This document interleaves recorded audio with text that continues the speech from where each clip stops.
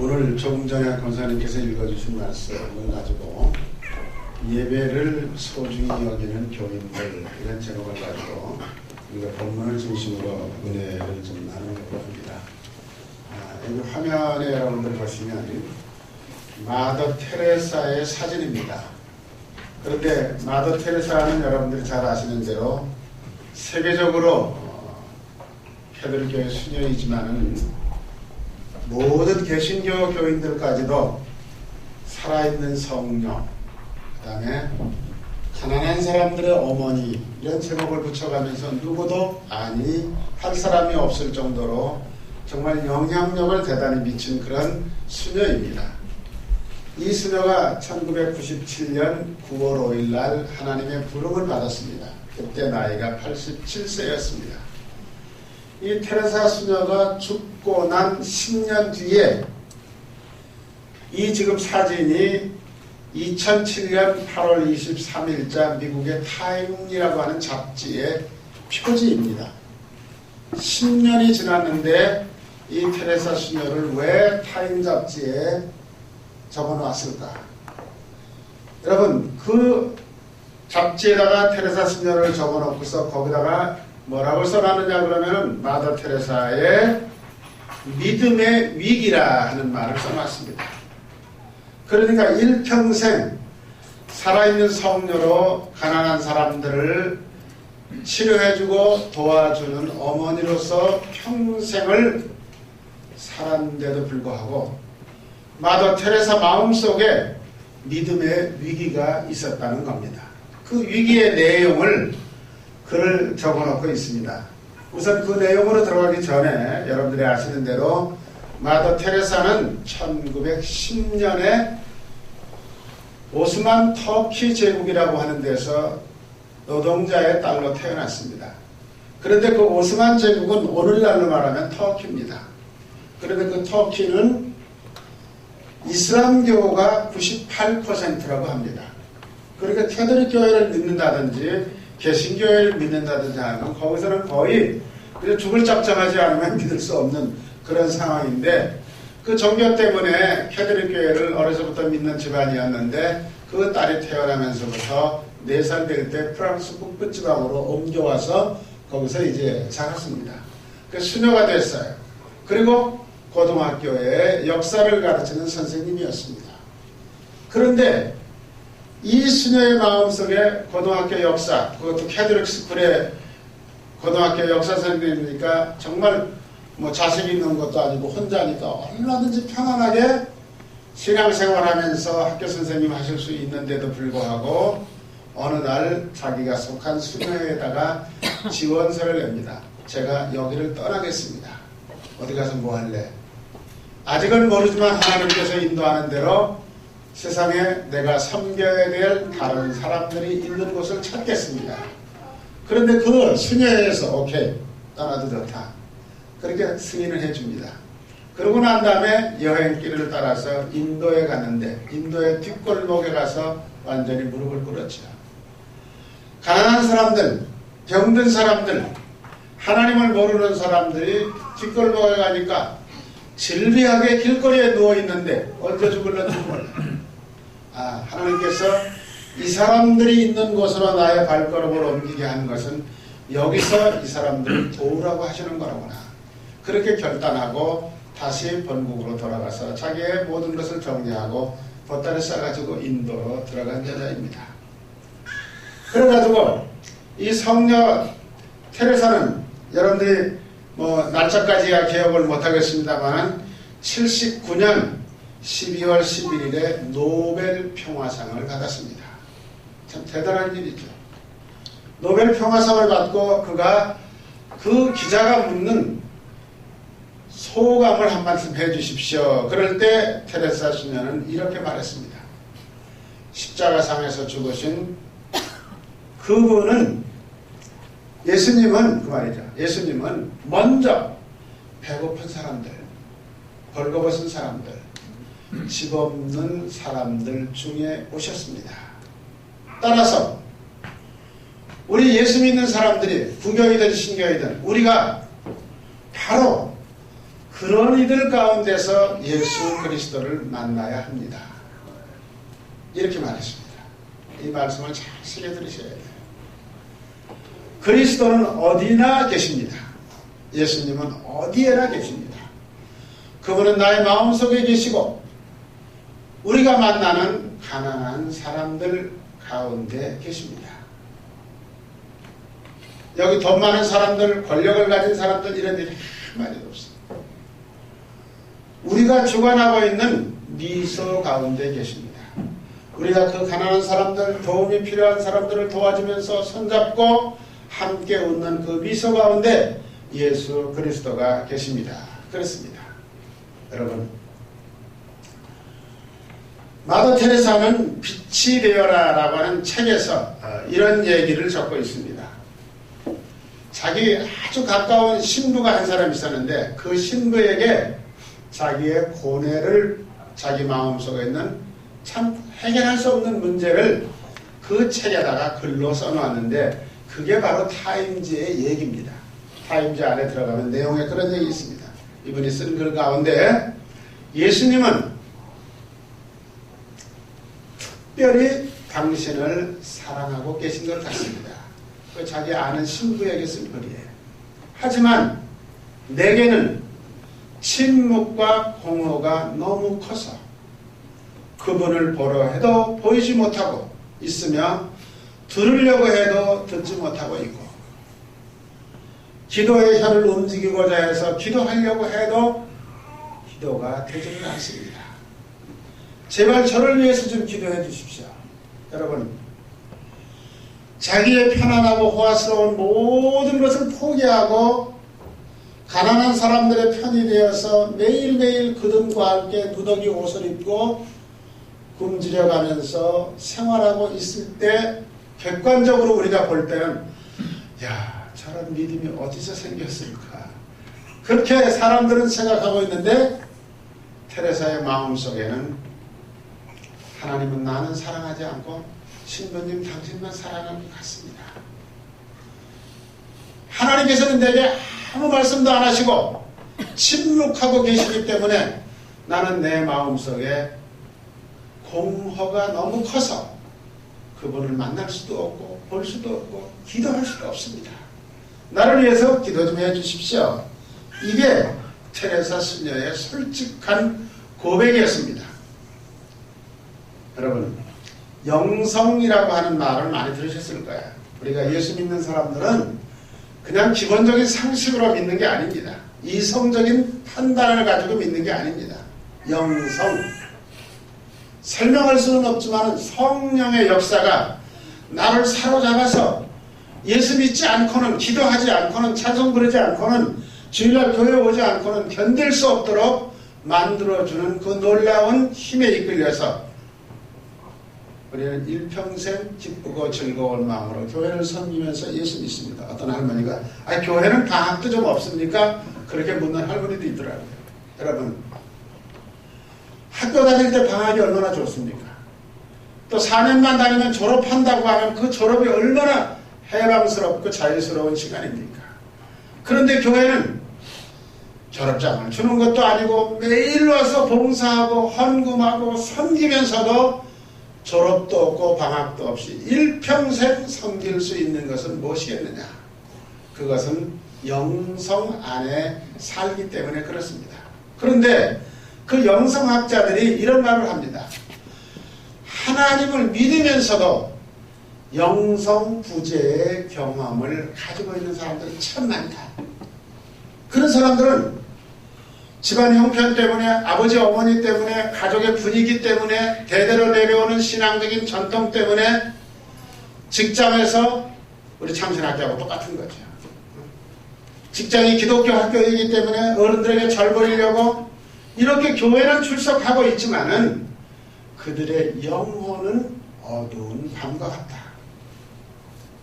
여러분들 가운데는 그런 분들이 없기를 바랍니다. 어두운 밤과 같다. 때로는 믿음과 신앙의 깊이가 있는 것처럼 보이는 사람도, 테레사 수녀 같은 사람도 이런 밤을 지금 지나가고 있다. 그런 얘기입니다. 그러니까 여러분들 마음속에 다소 그런 느낌이 온다고 하더라도 포기하지 마십시오. 주저앉지 마십시오. 믿음에 관한 회의가 매우 파괴적일 수도 있습니다. 이거 예수 내가 믿어야 되는 건가? 나 이런 문제를 가지고 놓고 계속 기도하는데 왜 하나님은 내 기도는 안 들으시는 건가? 왜 아무 말씀도 없는 건가? 특별히 어려운 일을 당한 사람들, 그 다음에 몸이 아프신 분들, 아무리 기도해도 뭐 느낌이 없잖아요. 그렇지만은 그런 믿음이 회의가 올 때 그게 때로는 나를 좌절하게 만들기도 하지만은 긍정적으로 바라다 본다면 한 계단 업그레이드 할 수 있는 아주 좋은 시간이 된다는 사실입니다. 여러분, 어린아이들이 엄마 이건 뭐야? 아빠 이건 뭐야? 왜 그래? 그렇게 묻지 않고 자라는 아이들은 아무도 없습니다. 어릴 때는 귀찮을 정도로 따라다니면서 묻습니다. 그럴 때 부모님이 귀찮으니까 야 그냥 그런 거야. 너 나중에 크면 알아. 이러면 안 된다는 거야. 그 아이가 아무것도 모르고 느낌이 없는 것 같아도 정확하게 가르쳐 주시라는 거예요. 그러면 그 가르쳐준 얘기가 무슨 뜻인지도 모르지만은 걔 머릿속에 컴퓨터에 저장되듯이 다 저장이 돼서 조금 성장하면 다 알게 된다는 거예요. 저장된 것을 다시 꺼내서 확인하는 절차가 나온다는 거죠. 말을 가르쳐준 일도 없는데 말이 터지기 시작을 하면 온갖 소리를 애가 다 하고 있어요. 쟤 저런 소리 어디서 들었지? 엄마 아빠가 다 하는 거예요. 그렇게 아이들은 성장하는 겁니다. 그러니까 우리 믿음도 신앙도 마찬가지입니다. 정직한 믿음의 회의를 가지고 하나님께 질문하셔야 돼요. 기도하셔야 돼요. 그런 걸 갖지 않는다면 정말 우리는 문제가 있는 사람으로 바뀔 수 있습니다. 예수님의 12제자 중에 한 사람인 도마라고 하는 사람. 아까 우리가 교동문에서도 선생님 어디로 가시는지 우리가 어떻게 압니까? 말끝마다 다른 제자들은 아무 말도 안 하는데 꼭 앞장서서 한마디씩 해요. 어릴 때 엄마에게 짓궂게 따라다니면서 질문하는 거가 똑같은 식이죠. 오늘 성경 본문에도 12제자 중에 한 사람인 도마가 이거 정말 예수가 하나님의 아들 맞나? 정말 저 사람이 어떤 사람인가? 따라다니면서도 계속 그 마음속에 회의가 있었다는 거죠. 그래서 도마는 상식적으로 자기가 지금까지 경험하고 배우고 듣고 본 대로는 예수님의 부활이라고 그러는 것을 믿을 수가 없었어요. 여러분들도 마찬가지예요. 죽은 사람이 누가 살았어요? 또 살았다는 얘기를 여러분 성경 말고 어디서 들었어요? 뭐 장사 지내려고 그러는데 꿈틀꿈틀해서 풀어놨더니 잠시 살아났다. 뭐 그런 얘기가 우리가 얼마든지 듣는 얘기예요. 그래서 한국에서는 장사 지낼 때 꼭 3일 지나고 난 다음에 장례를 지내는 거는 3일 동안에 혹시 살아날 수도 있다. 졸도해가지고 죽은 것처럼 누워있다가 살아날 수도 있다. 그래서 3일장이라는 게 우리나라에 옛날부터 있었다고 하더라고요. 그런데 도마는 예수가 부활했다는 얘기를 도대체 믿을 수가 없었어요. 그런데 그 도마는 믿을 수 없는데 그것을 믿게 되는 과정이 있습니다. 그 과정을 여러분들이 잘 눈여겨보셔야 돼요. 그 과정이 바로 지금 내 마음속에 뭔가 모르게 신앙적인 것 같으면서도 회의가 느껴질 때, 믿을 수 없다고 느껴질 때 그것을 극복하는 방법을 도마를 통해서 우리는 배울 수가 있다는 사실입니다. 자, 여기 한번 보시기를 바랍니다. 도마는 그 회의를 어떻게 했느냐? 제일 첫째로 우리의 신앙이 성숙하는 과정의 제일 첫 번째가 뭐냐 그러면은 회의를 표현하는 도마. 다른 11제자들은 다 그러면 신앙이 확실해서 입 딱 다물고 있었던 건 아닌 것 같아요. 왜? 예수님 십자가에 못 박혔을 때 다 도망갔거든요. 그리고 그런 걸로 봐서 다른 제자들의 마음속에도 도마와 같은 마음은 있었지만은 표현을 안 한 거죠. 근데 도마는 표현을 했어요. 솔직하게. 난 못 믿겠다. 어떤 의미에서 보면요. 그 못 믿겠다고 얘기하는 그 과정을 통해서 믿음이 바르게 성숙하는 것입니다. 가만히 있어가지고 되는 일이 아니다는 거죠. 성경에 보면 예수님께서는 구하라 찾으리라, 구하라 찾으리라, 찾으라 문을 두드리라, 그러면 너희는 얻을 것이다. 말씀하신 게 뭐냐? 표현해라는 거예요. 말하라는 거예요. 답답한 거 있으면 속으로 묻어두지 말고 엎드려서 하나님 이럴 수 있습니까? 하고 따지듯이라도 기도하고 내놓고 얘기하라는 겁니다. 그런 과정이 우리들에게 절대적으로 필요하다는 것입니다. 혹시 어떤 분들은 내가 이렇게 말하면 또 다른 사람들이 날 믿음 없는 사람이라고 우습게 생각하지 않을까, 그런 염려도 하실 수는 있습니다. 그러나 계속 해야 될 얘기가 있는데 입 다물고 있는 것은 정직한 그런 방법은 안 됩니다. 그 다음에 여러분들 여기 우리 다 학교하고 관련되시는 어른들이 많이 계시는데, 가르치는 시간에, 학교 수업 시간에 3년이 지나가도 아무 질문도 하지 않고 가만히 앉아있는 아이들이 있어요. 여러분, 질문하지 않는 학생은 많은 것을 얻어갈 수가 없습니다. 좀 귀찮은 것 같아도 선생님에게 계속해서 묻고 또 책을 들고 와서 믿고 교무실까지 찾아와서 묻고, 결국 그런 학생들이 뭔가를 하나라도 더 분명하게 배운다는 사실입니다. 도마도 마찬가지입니다.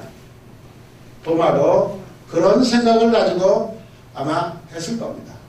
여기 보면은 성경에 나타나는 의심 많은 사람 가운데 우리는 도마 이렇게 얘기할 정도로다가, 도마는 의심이 많았던 대표적인 인물입니다. 의심이 많았던 도마가 어떻게 예수 그리스도를 온전하게 이해하고 부활 사건을 받아들이는지 하는 것은 기독교 신앙이 지금까지 많은 사람들에게 전도되면서 엄청난 놀라운 힘을 가지고 예수 믿게 만드는데 큰 역할을 했다는 것을 우리가 알 수 있습니다. 의심 속에서 확실한 믿음의 바탕을 마련한 후에 도마는 마지막에 어떻게 했습니까? 인도로 갔습니다. 인도에 가서 전도하다가 거기서 순교했습니다. 여러분, 순교라는 말은 쉬운 것 같지만 그게 쉬운 게 아니잖아요. 각 생명대로 죽어야 하는 일이잖아요. 많은 선교사들이 선교의 현장을 떠나가지만 거기 가서 죽는 사람이 이렇게 많은 거 아니에요. 근데 도마는 그렇게 의심하던 사람이었는데도 불구하고 가서 죽을 수밖에 없을 정도로 가서 죽고 말았다는 거죠.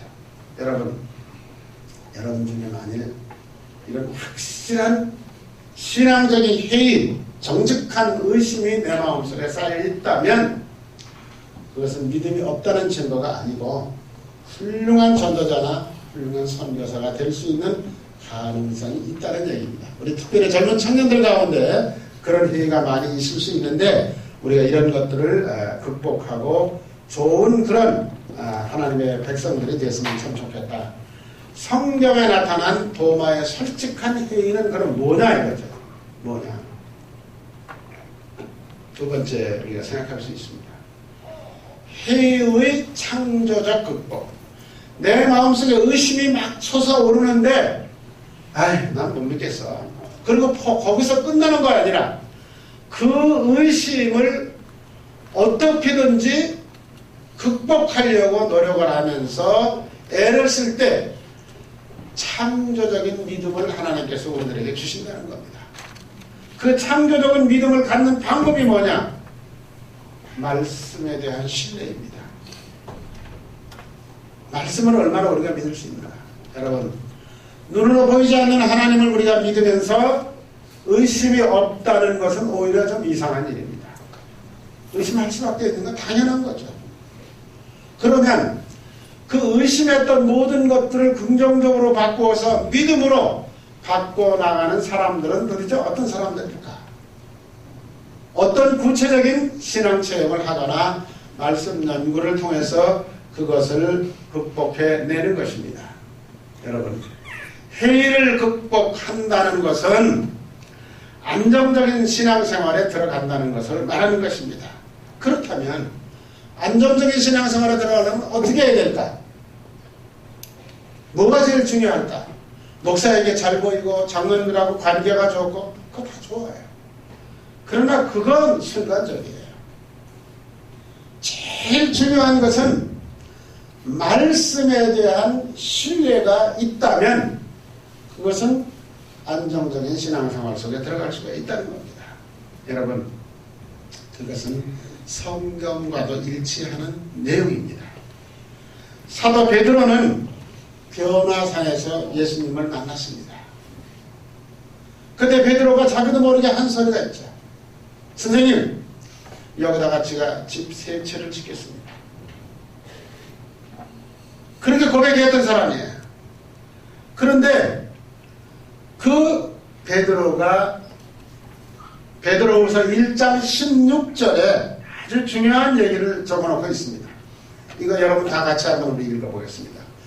또 우리에게는 더 확실한 예언이 있어 어두운 데를 비추는 등불과 같으니 날이 새어 새별이 너희 마음에 떠오르기까지 너희가 이것을 주의하는 것이 옳으니라. 이게 도대체 무슨 말일까? 이걸 제가 쉬운 말로 여러분들에게 설명을 해드릴 테니까 한번 잘 들어보세요. 우리는 예언자들이 전한 말씀을 보다 확실하게 믿게 되었습니다. 여러분들도 그 말씀을 가까이 하시고 따르는 것이 유익할 것입니다. 그들이 전해준 말씀은 어두움을 환하게 밝혀주는 빛과 같을 것입니다. 그 빛은 여러분의 마음 가운데 동이 트고 아침 샛별이 환히 떠오를 때까지 여러분의 마음을 밝혀줄 것입니다. 이렇게 설명할 수 있어요. 그러니까 이 말은 무슨 말이냐?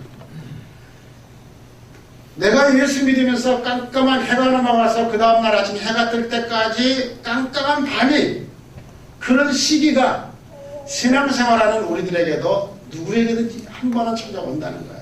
그 깜깜한 밤에 우리는 그럼 어떻게 할 거냐? 아유, 깜깜하니까 아무것도 생각도 나지 않고 아무것도 보이지도 않고 하나님도 보이지 않고 하나님도 말씀도 안 하시니까 포기하자. 그렇게 해서는 안 된다는 거예요. 그 깜깜한 밤에 예언의 말씀을 생각하라 그랬어요. 예언의 말씀. 예언의 말씀은 뭐냐면 성경 말씀입니다. 비록 내 인생이 앞도 뒤도 다 막힌 것처럼 깜깜할 때에도 우리는 하나님의 말씀을 깊이 생각하라는 거죠. 그 하나님의 말씀은 깜깜한 밤을 밝혀주는 등불과 같은 것이다. 그러니까 너희들의 그 마음에 답답하고 깜깜한 것을 밝혀주는 역할을 할 것이다. 그러면서 이분이 하시는 얘기는 뭐냐 그러면 그 빛은 어떤 스타일이냐 그러면 여러분들 마음 가운데 그 깜깜함이 다 사라지고 새벽녘이 되면은 환한 동력 햇빛이 비춰올 때 제일 먼저 떠오르는 별이 샛별입니다. 요즘은 다 시계를 가지고 있으니까 샛별 본 사람이 없을 거예요. 여기 연세 드신 어른들은 옛날에 다 교회 다니실 때 뭐 시계 없고 그럴 때는요, 다 구는 소리 듣고 교회 가시는 분도 계시고 아침에 일어나서 이렇게 나가서 마당에 가서 서쪽 하늘을 한번 쳐다보면은 반짝반짝 제일 빛나게 비치는 별이 뜰 때가 되면 조금 있으면 날이 새겠구나. 그 샛별은 뭐냐? 조금 있으면 밝은 날이 온다는 징조예요. 5분 전이라고 말입니다. 여러분들의 그 어두운 터널 같았던 마음속의 신앙의 답답함이 그 말씀을 붙들고 있으면, 성경 말씀만 붙들고 있으면 샛별이 떠서 환한 대낮이 되는 것처럼 그런 시간이 여러분들에게 곧 온다. 그것을 베드로는 이렇게 설명을 하고 있는 것입니다.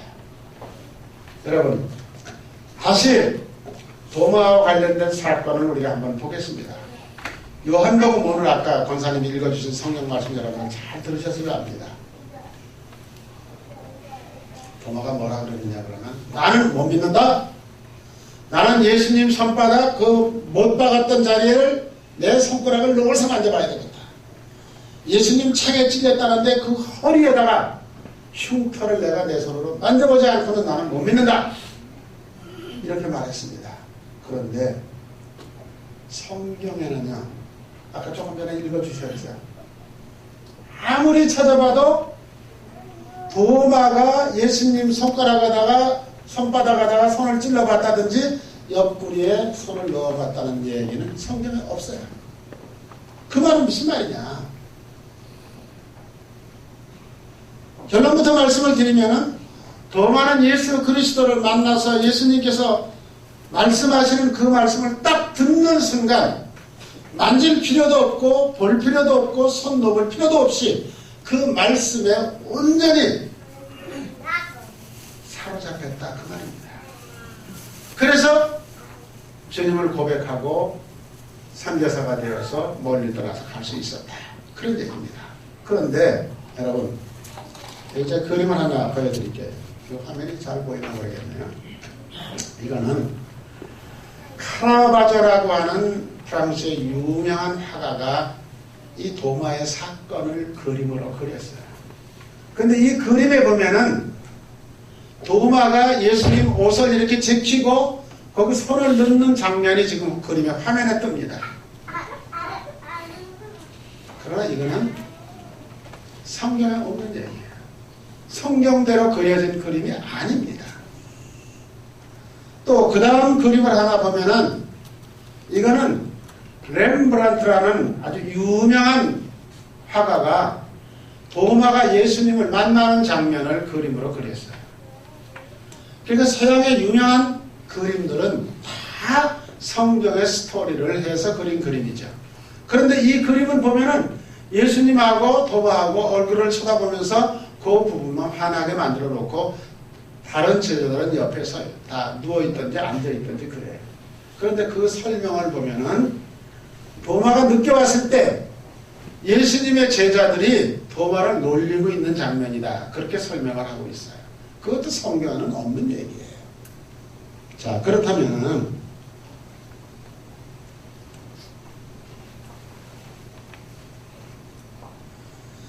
자, 예수님께서 도마에게 이르시되 아까 읽었는데 27절입니다.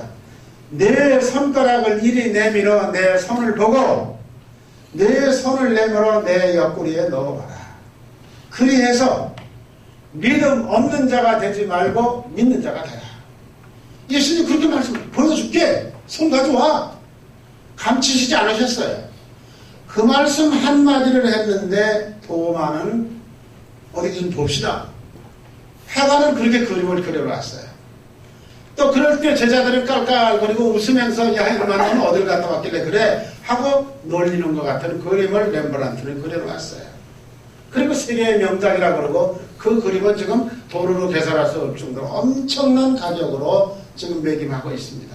그런데 성경은 27절에 예수님께서 와 봐라 손 넣어봐라 그리고 이제 믿는 자가 되라 이렇게 딱 말씀하셨는데 그때 도마는 아무 행동도 하지 않았어요. 그리고 도마가 한 말은 뭐냐면 나의 주님이시여 나의 하나님이십니다. 여러분 도마는 지금까지 예수님을 보고 선생님 납비라고 불렀지 주님이라고 부른 적이 없는 사람이에요. 제자들도 마찬가지예요. 그런데 더군다나 하나님이라고 고백하는 것은 아주 놀라운 일이죠.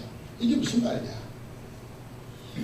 의심을 가지고 있었는데 예수 그리스도를 만나서 주님의 입에서 나오는 말씀을 듣는 순간에 도마는 완전히 새 사람으로 바뀌었다는 것입니다.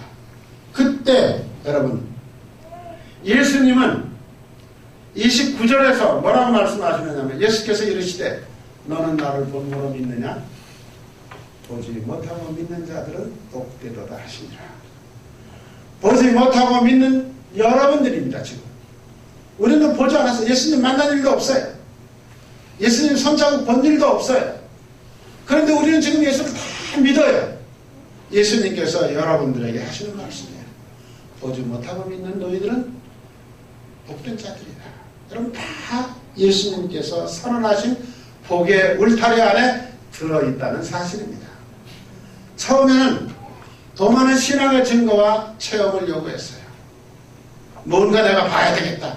내가 증거를 잡아야 되겠다. 그렇지만은 도마는 마지막 순간에는 어떻게 됐어요? 하나님의 말씀을 받아들이는 순간 그 말씀 때문에 지금까지 가지고 있었던 모든 행위가 다 사라졌다.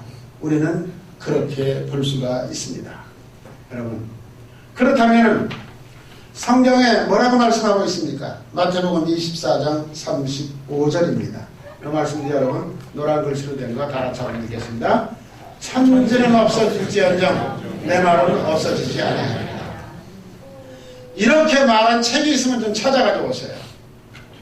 이거는 예수님만이 하셨습니다. 천지 계획이 돼서 다 없어진다고 하더라도 내가 너희들에게 말한 이 성경의 말씀은 절대 없어지지 아니한다. 여러분 이 말씀은 아멘 하고 믿으셔야 됩니다.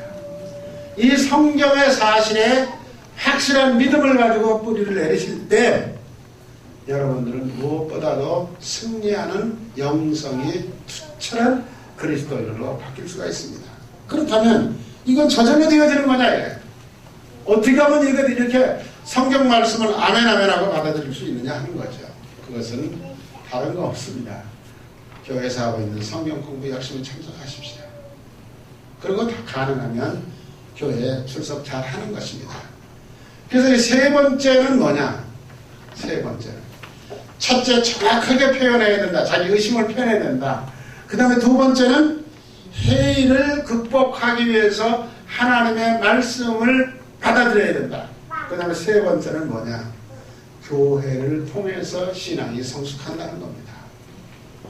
아주 신앙적인 사람 같은 사람들이 많이 있습니다. 교회 출석하지 않으면서, 교회는 나오지 않으면서 자기 사무실에 큼직한 성경책 놓고 있는 사람들도 있습니다. 함석권 선생님 같은 사람들은 교회 출석은 안 했습니다. 그런데 모든 그런 성경에 대한 얘기를 가지고 써놓고 있습니다.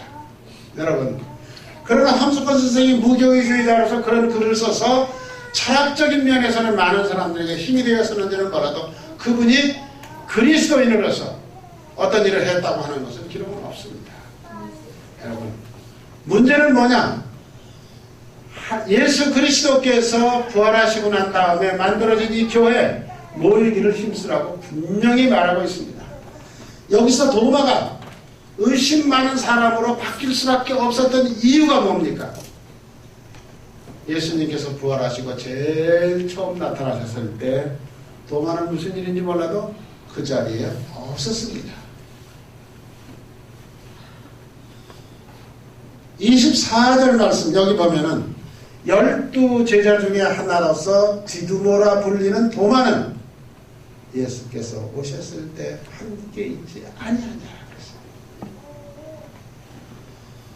교회 나와서 성도님들과 함께 있지 않으면 의심 많은 사람으로 바뀔 수밖에 없다는 거예요. 함께 있었더라면 그렇지 않다는 거죠. 여러분, 그러니까 교회 공동체라고 하는 것이 얼마나 소중한 것인가. 히브리서 10장 25절에 보면 그런 말씀, 여러분 너무도 잘 아는 말씀이죠. 모이기를 피하는 어떤 사람들의 습관과 같이 하지 말고 오직 권하여 서로 권고해서 주일날이 되면은 교회 가자. 옆집하고도 전화하고 수요일이 되면 또 전화하고 어떤 모임이 있을 때 여기 권하라 그랬습니까? 성경 말씀 잘 들으세요. 권하여 그랬습니다. 권해서 여러분들이 모이는 일에 힘쓸 때 성령 충만한 사람이 된다. 그래서 우리가 마지막으로 결론적으로 꼭 기억해야 될 것은 예배를 소홀히 해서는 안 된다는 겁니다. 예배를 소홀히 하면 안 된다. 그 다음에 무슨 일이 있든지 간에 성도의 교제를 소홀히 해서는 안 된다. 예배드리고 같이 식사하고 인사 나누고 이렇게 하면서 문안도 하고 그동안 별일 없었느냐, 무슨 일이 있어, 무슨 일이냐, 그거 알고 싶은 게 아니라 서로 관심을 가지고 기도해 주기 위해서 그런 상황을 가지고 우리가 살아가야 된다 하는 얘기입니다.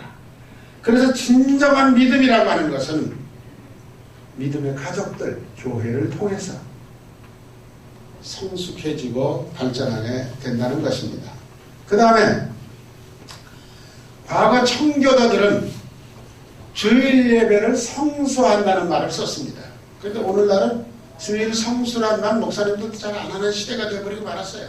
오면 오고 말면 말고 바쁘면 빠질 수도 있고 이렇게 생각하면서 사는 거죠. 그건 절대 안 됩니다. 그건 성경적이 아니에요. 주일은 꼭 예배를 지켜야 된다. 교회 나가야 된다. 무슨 일이 있든지 간에 주간 성도의 모임을 소홀히 하지 않는다. 제가 그 노란 글자로 적어놓은 거 한번 잘 보세요. 성도님이 빠진 그날 모임에 예수님께서 특별히 자기 자신을 나타내 보이실 수 있습니다. 그리고 그날 그 시간에 부흥의 불길이 일어날 수도 있습니다. 그렇다면 여러분들은 그것 때문에 손해가 엄청나다는 사실을 한번 생각해 본다면 어떻게 그렇게 할 수 있겠느냐 하는 거죠. 제가 목회할 때 어느 주일날이었습니다. 저는 호주에서만 목회를 했으니까 다 이민자들이잖아요. 그런데 이제 자기 친구들이 한국에서 옵니다. 그런데 어느 주일날 한 번도 안 봐주던 장로님이 주일날 안 오셨어요. 늘 오시면 않는 자리가 있는데 그날 설교하면서 보니까 장로님이 안 보여. 그래서 제가 예배 끝나고 전화를 드렸더니 목사님 죄송합니다. 30년 만에 제 고등학교 동창이 오늘 호주를 와서 할 수 없이 그 친구하고 지금 블루마운틴에 와 있습니다. 그래서 제가 그랬어요. 장로님 다 일 보시고 난 다음에 아직 만납시다. 그랬더니 그 장로님 만나서 물어보니까 그렇게 말씀하세요. 제가 한국에 있을 때는 예수를 안 믿었습니다. 그래서 이 친구는 내가 예수 믿는 줄도 모릅니다.